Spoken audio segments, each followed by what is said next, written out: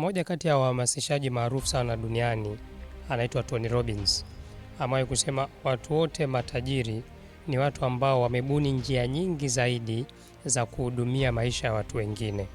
Kuna msemo mmoja maarufu pia nimewahi kusikia unasema, ukitaka kutatua matatizo yako ya kifedha, hakikisha unatatua kwanza matatizo ya watu wengine. Na inafurahisha kwamba Yesu amewahi kusema kitu hiki kwenye Luka 6:38. Akasema, wapeni watu vitu ndipo nanyi mtakapopewa. Kwa hiyo huwezi kupokea kama hujatoa kwanza. Unataka kutatua matatizo yako ya kifedha, ni lazima utoe kwanza. Mtu yeyote ambaye amefanikiwa sana ni mtu ambaye amebuni njia nyingi zaidi za kuhudumia maisha ya watu wengine. Ndo hapo huwa tunakutana na watu ambao wanakuambia mimi nina vyanzo vingi vya mapato. Manake ana njia nyingi sana za kutatua matatizo ya watu wengine.